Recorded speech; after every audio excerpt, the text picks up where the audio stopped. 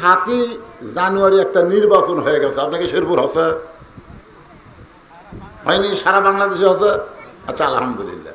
একটা নির্বাচন করা আর একটা নির্বাচন হওয়া দুটা কিন্তু এক না। নির্বাচন করেছে কিন্তু নির্বাচন কি হচ্ছে এইটার কথা আমি জানবার চাচ্ছি। তো যাই হোক, নির্বাচন হয়ে গেছে আলহামদুলিল্লাহ। ওই নির্বাচনের আগ দিয়া বুঝলেন আমাদের কাহালুতে খুবই ধরপাকড় শুরু হলো, খুবই ধরপাকড়। তাই বলে পাইকারি হারে সবাইকে ধরে না, একটা দলের লোককে বেশি ধরে। তো সেই দলের এক লোক জীবিত অবস্থায় গোরস্থানে একটা কবর করছে, দিনের বেলা না রাতের বেলা।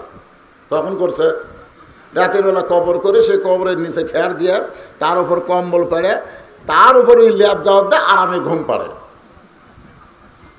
আরামে ঘুম পাড়ে। আপনারা বলেন তুই যে কবরে যেত অবস্থায় কবরের যে ঘুম পাড়তেছে ওই কি রহমতে না বিপদে? এ কথা কন, রহমতে না বিপদে? ইজা আসবাত হুম মুসিবা, যখন তোমাদের উপরে বিপদ আপদ মুসিবত আসবে খুব খেয়াল করে। মাঝে মধ্যে বউরে মোবাইল করে, হ্যালো খবর কি? বসুন কটাকে, আপনার খবর কি? আমি নিরাপদে আছি। আপনারা বলেন তো কবরস্থানে বিপদ না নিরাপদ? এ কথা কয় না কেন? বলতেছে আমি নিরাপদে আছি। বলে যেখানে আছেন সেখানেই থাকেন, আপনি যেন বাসায় আসেন না, কারণ সন্ধ্যা থেকে 11টা পর্যন্ত 3 বার পুলিশ আসছে। কয়বার? আমি বলতেছি আলহামদুলিল্লাহ, তাহলে আর আমার ওই বাসার যাওয়ার দরকার নাই। 2 কান্তে ফেরেশতা আল্লাহ কয়, আল্লাহ এত লক্ষ কোটি টাকা খরচ করে বাসা বানালো আর সেই বাসার যাওয়ার চাচ্ছে না, এই কবরের মধ্যে নিরাপদ হচ্ছে, ব্যাপার কি? আল্লাহ বলে বাংলাদেশে এমন একটা বিপদ চলতেছে এক দলের উপরে, এর আর বাড়ির থাকবার পারতেছে না। তোর কথা কর না কেন? জি জি জি, আচ্ছা আচ্ছা ঠিক আছে, অসুবিধা নেই। আজকে আসরের নামাজ শোনেন, আপনার কয়টায় পড়েন? 5টায়। তো প্রতিদিন আপনারা আসর পড়বেন নাকি কোন? এখন লাগাতার যতদিন বড় আছে হয়তো 5:15 যাবে, এরকম যাবে সময়। من يهدي الله فلا مضل له ومن يضلله فلا هادي له। সকলে জবান খুলে বলেন আশহাদু আল্লা ইলাহা ইল্লাল্লাহু ওয়াহদাহু লা শারীকা লাহু ওয়া আশহাদু আন্না মুহাম্মাদান আবদুহু ওয়া রাসূলুহু الذي أرسل رسوله في الحق بشيرا ونذيرا وداعيا إلى الله بإذنه وسراجا منيرا। فقد قال الله تعالى في كلامه المجيد والفرقان الحميد। জবান খুলে সকলে পড়েন আউযু বিল্লাহি মিনাশ শাইতানির রাজীম। বিসমিল্লাহির রহমানির রহিম। ইযা আসাবাতুহুম মুসিবাতুন ক্বালু ইন্না লিল্লাহি ওয়া ইন্না ইলাইহি রাজিউন। وقال رسول الله صلى الله عليه وسلم إن الجنة تشتاق إلى 5 نفر تعالي القرآن وحافظ اللسان ومطعم الجيان ومخزي الأريان ومن صل على حبيب الرحمن اللهم صل على محمد وعلى آل محمد كما صليت على إبراهيم وعلى آل إبراهيم إنك حميد مجيد اللهم بارك على محمد وعلى آل محمد كما باركت على إبراهيم وعلى آل إبراهيم إنك حميد مجيد يا أيها الذين آمنوا اذكروا الله ذكرا كثيرا وسبحوه بكرة وأصيلا لا إله إلا الله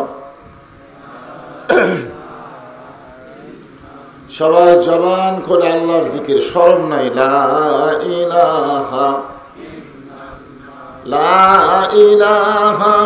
ইল্লাল্লাহু লা ইলাহা ইল্লাল্লাহ লা ইলাহা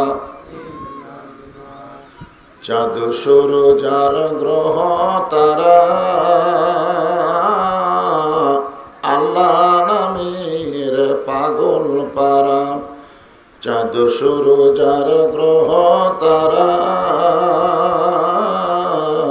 আল্লাহ নামের পাগল পারা আমার আল্লাহ নামের এতই দয়া আল্লাহ নামের এতই মায়া লুকিয়ে রাখছেন হে আল্লাহ জোরে লা ইলাহা মহব্বতে সবাই জবান খুলে লা ইলাহা লা ইলাহা ইল্লাল্লাহু মুহাম্মাদুর রাসূলুল্লাহ সকলেই রাসূলের মহব্বতে জবান খুলে বলি সাল্লাল্লাহু আলাইহি ওয়াসাল্লাম। মাইক তো ভালোই ছিল, আবার চঞ্চল করে কেন ছেলে মাইকের সাউন্ড চঞ্চল করতেছে।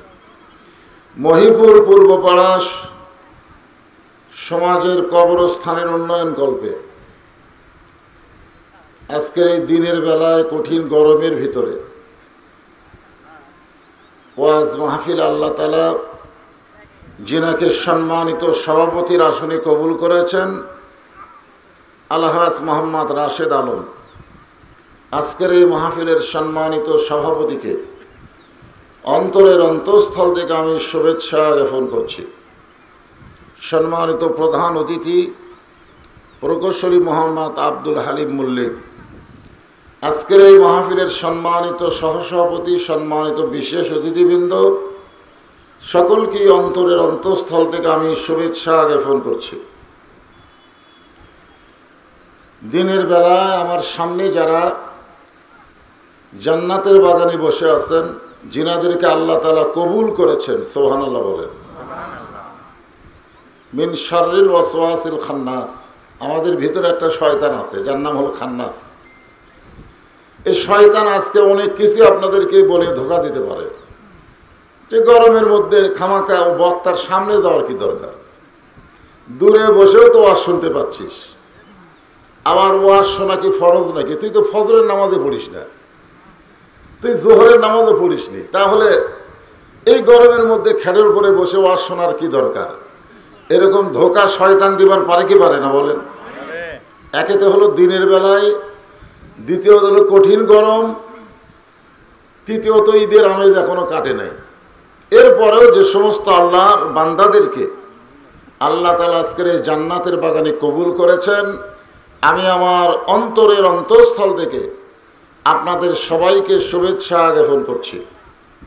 সম্মানিত মা বোনেরা, পর্দার অন্তরালে বসে বসে যারা আলোচনা শুনতেছেন, তবে আমার বিশ্বাস যে আপনাদের চাইতে মা বোনদের সংখ্যা একটু বেশি মনে হয়েছে। বেশি আসার সময় রাস্তায় দেখলাম মায়েরা যে হারে আসতেছেন। সম্মানিত মা বোনদেরকে আমি অত্যন্ত সম্মান করে বলতেছি, ওয়াজ শোনা, বক্তা ওয়াজ করে সে ওয়াজ শোনা আপনাদের জন্য খুব বেশি যদি হয় মোস্তাহাব হতে পারে, মোস্তাহাব, কিন্তু পর্দা মানা আপনাদের জন্য ফরজ। কি ফরজ? ফরজ আবার দুই প্রকার। একটা হলো ফরজে কিফায়া। এই যে গোরস্থান উন্নয়ন কল্পে মাহফিল করতেছেন, মানুষ মরে গেলে আমরা একটা নামাজ পড়ি, দোয়ার নামাজ। সে নামাজের নাম কি? জানাজার নামাজ। আপনারা বলেন তো জানাজা নামাজ কি ফরজে আইন, ফরজে কিফায়া? তাহলে এখানে বোঝা গেল ফরজ কয়টা? একটা হলো ফরজে কিফায়া, সকলের উপরই ফরজ, কিন্তু সবাই আদায় না করলেও কিছু লোক জানাজা পড়ে যদি কবরস্থ করে সকলের উপর থেকে আল্লাহ আদায় করে নিয়ে নেয়। এটা হলো ফরজে কিফায়া। আর 5 ওয়াক্ত নামাজ পড়া হলো ফরজে আইন। কিছু কিছু লোক গিয়ে মসজিদে নামাজ পড়লে হবে না, যারা ইমানদার মুসলমানের দাবি করে তাদের সবাইকেই 5 ওয়াক্ত নামাজ আদায় করা লাগবে। জোরেগণ ঠিক কিনা? এখন বলেন জানাজার নামাজ আর 5 ওয়াক্ত নামাজ দুই ফরজ কি এক ফরজ? তো মেয়েদের জন্য পর্দা এটা হলো ফরজে আইন। ফরজে আইন এটা আমল করতে হবে। নামাজ পড়া যেরকম ফরজ, পর্দা মানাও হলো সেরকম ফরজ। তাহলে কেন ওয়াজ শুনতেছি যদি পর্দার খেলাফ হয় তাহলে সওয়াব হবে না পাপ হবে? এই জন্য মা বোনদের বলবো, আল্লাহর রাস্তে আপনারা পর্দার ভিতরে থেকে আলোচনা শোনেন। এখন জানতে চাচ্ছি আপনারা কেমন আছেন? আলহামদুলিল্লাহ রাব্বিল আলামিন। যে আল্লাহ শারীরিক সুস্থতা দান করে মানসিক প্রশান্তি লাভের জন্য আজকের এই জান্নাতের বাগানে কবুল করেছেন, আমরা সে আল্লাহর উপরে খুশি না বেজার? তাহলে জবান খুলে সমস্বরে সকলে বলবো রব্বানা লাকাল হামদ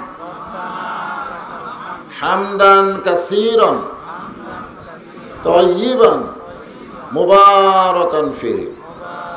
যে আল্লাহ তাআলা আমাদেরকে মুসলমানের ঘরে মুসলমান হিসাবে কবুল করেছেন, যে আল্লাহর পক্ষ থেকে রহমত, মাগফিরাত, নাজাতের রমজান মাস আমরা পেয়েছিলাম। জনগণ ঠিক কিনা? রমজানের পরের মাস আরবিতে হলো শাওয়াল মাস, আর বাংলায় গতকাল চলে গেল পহেলা বৈশাখ।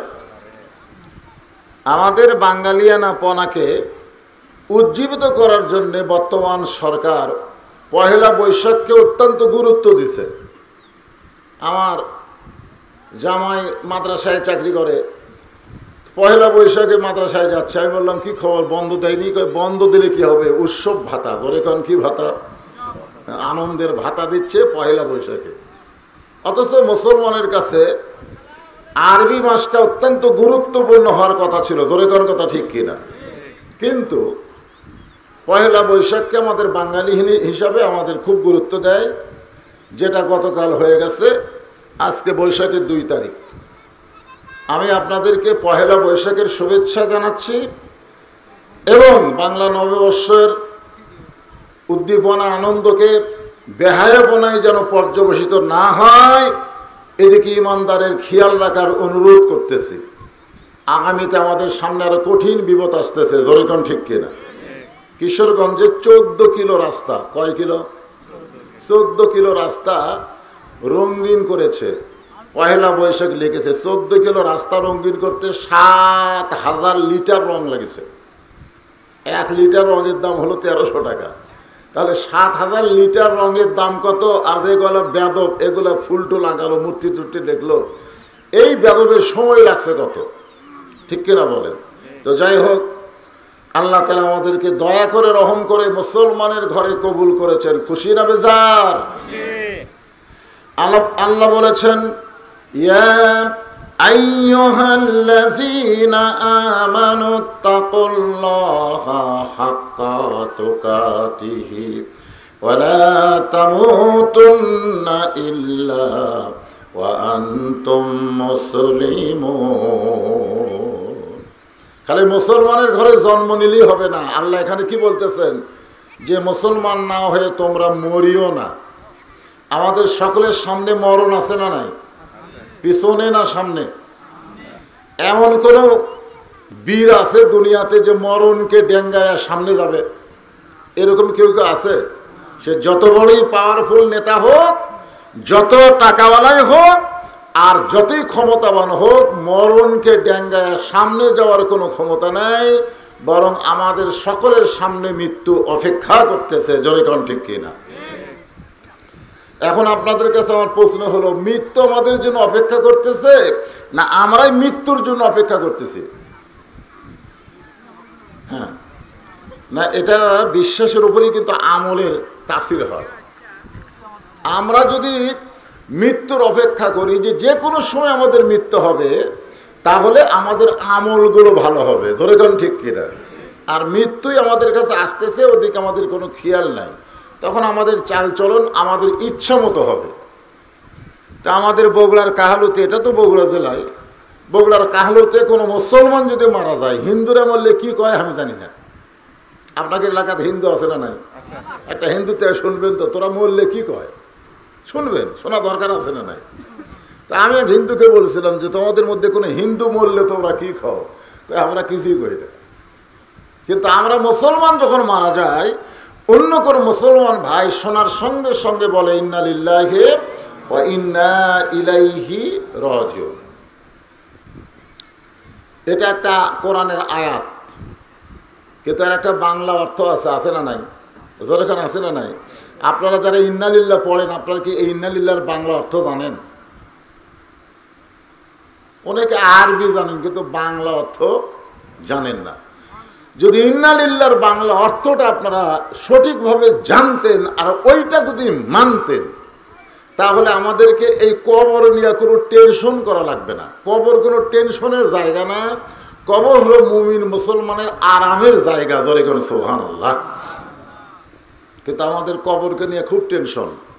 আমরা গজল গাই, এমন আযাব দিবে রে ভাই কবরের ওই মাটিতে, গলা ফেটে রক্ত ঝরবে চিৎকারের ওই চোটেতে। এরকম গজল আছে না নাই? কিন্তু যেদিন ডাক পড়িবে কবর মাঝে যাইতে, জোগাড় কিছু করছো বন্ধু তার মাঝে বিছাইতে। এখানে বোঝানো হচ্ছে কবর এমন একটা ঘর, যে ঘরে কোনো আলো নাই, যে ঘরে কোনো জানলা নাই, দরজা নাই, যে ঘরে কোনো খাট নাই, পালং নাই, যে ঘরে কোনো বিছানা নাই, মাটির বিছানায় আমরা সবাই শুয়ে পড়ব। আমাদেরকে কবর আযাব দিবে, আমাদের সব হাড্ডি গুড্ডি ভেঙে চুরমার হয়ে যাবে। এইরকম ভাবে কবরকে উপস্থাপন করা হয়।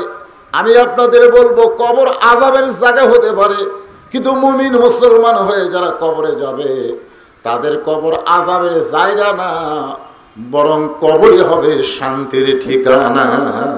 সুবহানাল্লাহ বলেন। তা আমাদের কবর শান্তির ঠিকানা হোক, এটা কি আমরা চাই? না আযাবের ঘর হোক, এটা চাই? শান্তির ঠিকানা করতে গেলে আমাদের করণীয় কি, এই বিষয়কে নিয়ে সামনে আমি কথা বলবো। এখন আসেন এই আয়াতের বাংলা অর্থ শুনি। আগে আমি একটা গান গাই, দেখেন তো এই গান দিয়ে অর্থ বুঝা পারেন কিনা। গাবো? কোন বনেরই পাখি তুমি আইলারে কোন বনে, আবার কোন বনেতে যাইতে হবে পড়ছে নাকি মনে। ইন্না লিল্লাহি ওয়া ইন্না ইলাইহি রাজিউন। আল্লাহ বলতেছেন ইজা মানে যখন, প্রধান অতিথির আগমন, শুভেচ্ছার স্বাগতম। আজকের মাহফিলের প্রধান অতিথি কোনো নেতা না, কোনো নেতা, তিনি একজন সরকারি কর্মকর্তা। আমি শেরপুরে তো অনেক মাহফিল করছি, নেতা ছাড়া মাহফিলে হয় না। ধরে কোন ঠিক কিনা? আর আজকে ওরা নেতা ছাড়া করতেছে, মাহফিলের যে অনুমতি দিছে আল্লাহ ভালো জানে। এখন এমপিদের নাম বিজ্ঞাপনে রাখার দরকার, কারণ আসুক বা না আসুক, কিন্তু মাহফিলটা হবে আর কি। থানা থেকে কোনো বাধা দেবে না, ধরে কোন ঠিক কিনা। কিন্তু আজকে এখানে কোনো নেতা নাই। আজকের যিনি প্রধান অতিথি তিনি হলেন একজন সরকারি কর্মকর্তা। তিনি মঞ্চে আগমন করেছেন, আমরা তাকে সাদর সম্ভাষণ জানায়া গ্রহণ করলাম। সকলে বলে আমিন। এখন যে কথা বলতেছে একটু মনোযোগ দিয়ে শোনা লাগবে। দিনের বেলা তো, রাতের বেলা ওয়াজ যেরকম জমে, দিনে সেরকম জমে না। এতে বাচ্চারা দৌড়াদৌড়ি করতেছে, এদিকে সব হাঁটাহাঁটি করতে সব দেখা যায়। এই জন্য আপনাদের মনটা আমার কথার দিকে, আপনারা অন্য কোনো দিকে তাকাবেন না, বক্তার চেহারার দিকে তাকায় কথাগুলো শুনবেন। আরবিতে বলা হচ্ছে ইজা। ইজা মানে কি? যখন। ইজা মানে কি? যখন। আসাবাতু হুম মুসিবা, তোমাদের উপরে বিপদ আপদ মুসিবত আসবে, কলু, তখন তোমরা বলবে ইন্না লিল্লাহি ওয়া ইন্না ইলাইহি রাজিউন। এখন আপনারা বলেন, এ আয়াত কি মানুষ মরার পরে পড়ার আয়াত, না বিপদ আপদ মুসিবতে পড়লে বলতে হবে? কোন সময়? কথা কয় না। কারণ আল্লাহ এখানে কিন্তু ফরজ করে দিচ্ছে। আল্লাহ বলতেছেন কলু, এ কলুর ফাইল হচ্ছে আল্লাহ। আল্লাহ বলতেছেন তোমরা বলো। তো আমাদেরকে আল্লাহ যদি বলতে বলে, তাহলে ইন্না লিল্লাহ বলা আমাদের জন্য ফরজ হয়ে যায়। জোরে কোন কথা ঠিক কিনা? আল্লাহর হুকুম মানা কি? তা আল্লাহ বলতেছেন কলু, তোমরা বলো ইন্না লিল্লাহি ওয়া ইন্না ইলাইহি রাজিউন। চিন্তা করেন, আল্লাহ বলতেছে যে দুনিয়াতে 3 তলা 4 তলা 5 তলা বাড়ি বানাইছো, আর 1 তলা বানানোর জন্য রড বার করে রাখছো। তুমি এখন নিচ থেকে ঘাড় কাট করে বিল্ডিং দেখতেছো।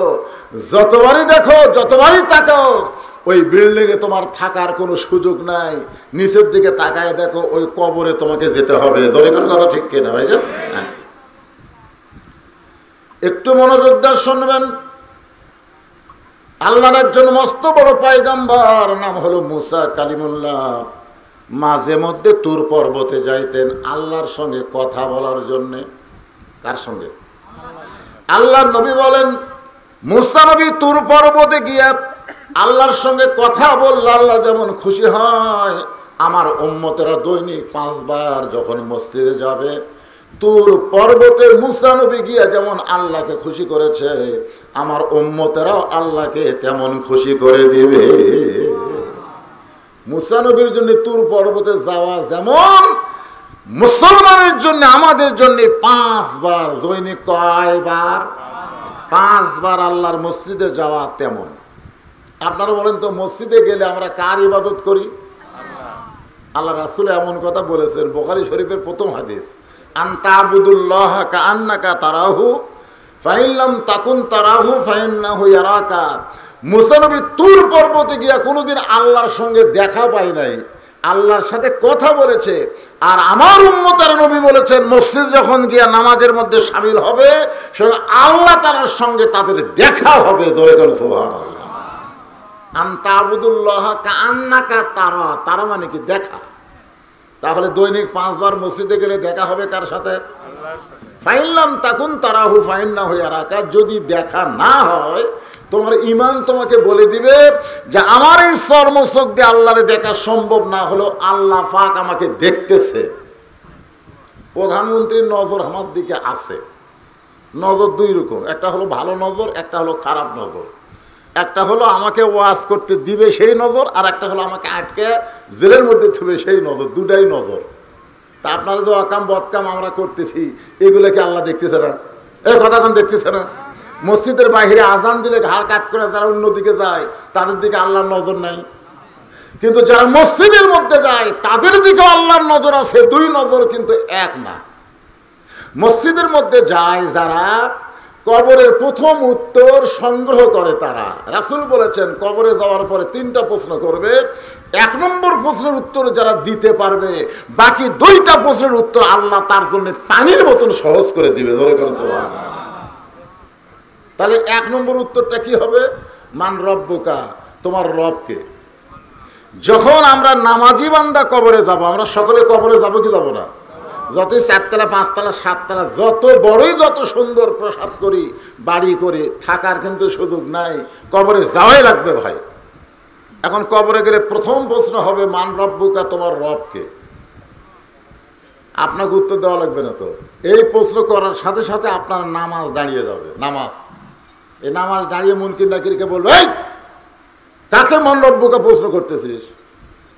কেবল এসে কবরে ঘুমাইলো, এক ঘুম ইসরাফিলের সিংহা ফুৎকার দেওয়া পর্যন্ত। ধরে কারণ সুবহানাল্লাহ, শিক্ষায় যখন ফুৎকার দিবে সব ভাঙ্গা চুরমার হয়ে যাবে, কিন্তু কবরবাসীর ঘুম থেকে চেতন পাই বলবে, কে রে এটা কোন নামাজের সময় হলো রে, উজু করার যদি পানি যাবে। ফেরেশতারা বলবে, হাই লক্ষ লক্ষ বছর তুমি কবরের মধ্যে ঘুম পারছো, এখন কোনো নামাজ না, আল্লাহ ডাকতেছে তোমাকে জান্নাতে যাওয়ার জন্য। ধরে কারণ সুবহানাল্লাহ। তাহলে তিনটা প্রশ্নের খবর কি?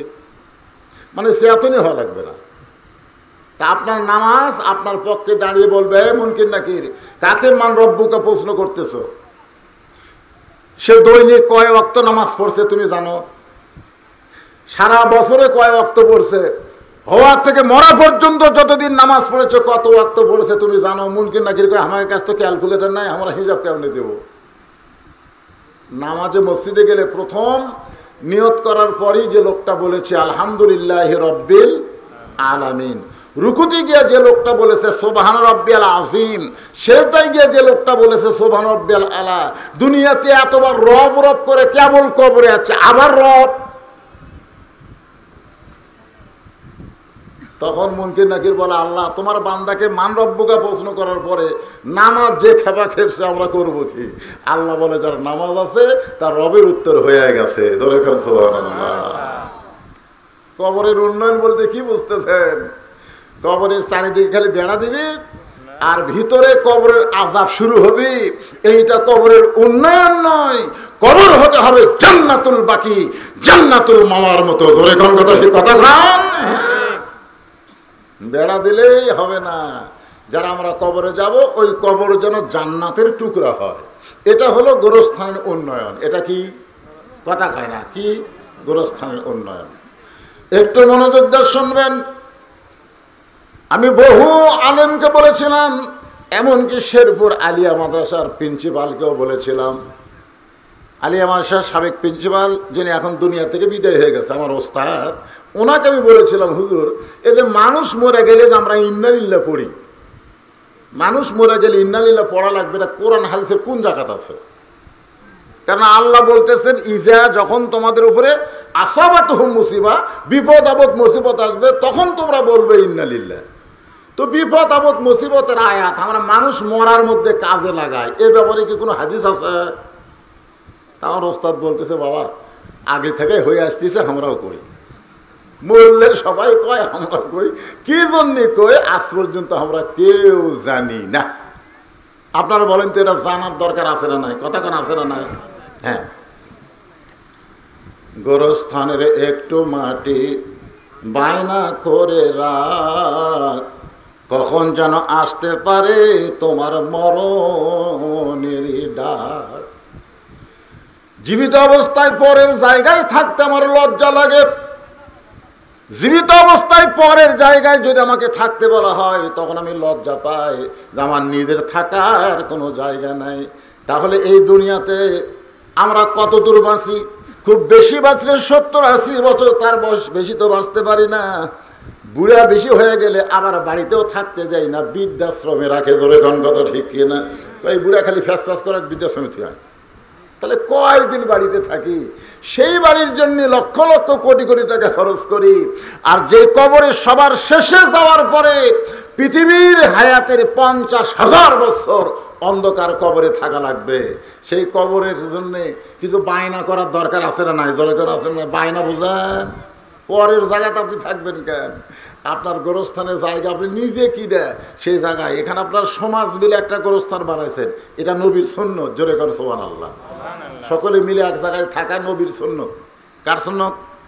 কারণ জান্নাতুল বাকি আল্লাহ রাসূল কিন্তু হাতে একটা লাঠি ছিল, ওই লাঠি দিয়ে, এই লাঠি দিয়ে দাগ দিয়ে যদ্দূর পর্যন্ত গেছে, আবার ঘুরাইছে তদ্দূর পর্যন্ত হলো জান্নাতুল বাকি। জোরে করে সুবহানাল্লাহ।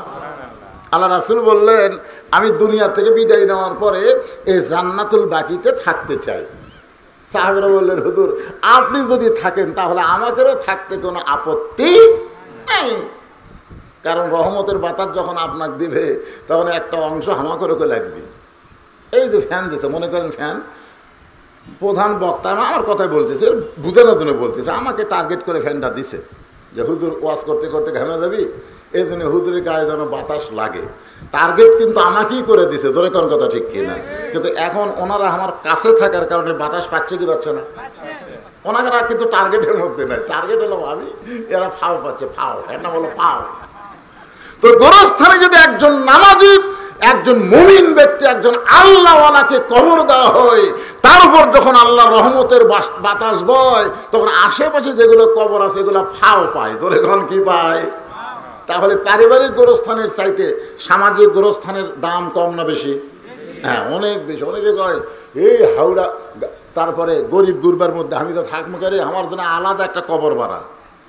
এটা বলে পারিবারিক। আগেকার যুগে জমিদারের, জোরদারের, কোটিপতিদের একটা পারিবারিক কবর ছিল, কিন্তু এখন আপনারা সেইটা ভাঙ্গা দিয়ে আপনার সামাজিক গোরস্থান বানাইছেন। এ লক্ষণ ভালো না খারাপ? এখন ভালো না খারাপ? আলহামদুলিল্লাহ। একটু মনোযোগ দিয়ে শুনবেন। সমস্ত আলেম ওলামা একই কথা বলে, মানুষ মরার পরে সবাই বলতেছে, আগে থেকে আমরাও বলতেছি, কিন্তু কেন বলি আমরা জানি না। এই বিষয়টা নিয়ে আজকে আপনাদের সামনে আমার আলোচনা। মস্ত বড় পয়গম্বর মুসা কালিমুল্লাহ তুর পর্বতের কিনারায় দাঁড়িয়ে আছে। আল্লাহ তাআলা বলতেছে, মুসা কি খবর? মুসা বলতেছে, আল্লাহ আজকে আপনাকে এমন একটা প্রশ্ন করব। আল্লাহ বলে, কি প্রশ্ন? মুসা বলতেছে, প্রশ্নটা হলো আমার যা আছে আপনার তা নাই। আল্লাহ বলে, মুসা এটা একটা কথা হলো? তোমার এমন কি আছে যেটা আমি আল্লাহর নাই? মুসা বলতেছে, আল্লাহ আমার মৃত্যু আছে কিন্তু আপনার মৃত্যু নেই। আল্লাহ বলতেছে, ঠিকই তো তাই রে। মুসা বলতেছে, আল্লাহ আপনি যতই ক্ষমতাবান হন, আপনি মারতে পারবেন কিন্তু আপনি মরতে পারবেন না। আপনারা বলেন তো, আল্লাহ চাইলেও কি মরতে পারবে? কেন পারবে না? কারণ আল্লাহ কোরআনে বলেছেন, কুল্লু মান আলাইহা ফানিউ ওয়া ইয়াবকা ওয়াজহু রাব্বিকা যুল জালালি ওয়াল ইকরাম। সব একদিন ফানা হয়ে যাবে, মৃত্যু হয়ে যাবে, ধ্বংস হয়ে যাবে, কিন্তু একজনই তিনি বাকি থাকবেন, তিনি হলেন জোরে কোন সুবহানাল্লাহ। আপনারা বলেন তো, আমাদেরকে কে মারে? কথা কয় না। আজরাইল মারে। আজরাইলের বাপেরও ক্ষমতা নাই, আল্লাহ যদি হুকুম না দেয়। জোরে কোন কথা ঠিক কিনা? হাকিম হয়ে হুকুম করে, এরকম একটা গান আছে না? নাই? আল্লাহর বান্দার একটু মনোযোগ দিয়ে শুনবেন। আল্লাহ কোরআনের মধ্যে বলেছেন, আল্লাযী খালাকাল মাউতা ওয়াল হায়াতা লিয়াবলুয়াকুম আইয়ুকুম আহসানু আমালান ওয়া হুয়াল আজিজুল গফুর। এমন একটা আমাদের সময় আসে যে আমরা আপন ইচ্ছাই মরবার চাই। ওই সময় আমাদের মন আর বাঁচা থাকবার চায় না। মাঝে মধ্যে এরকম সময় আসে না? আসে?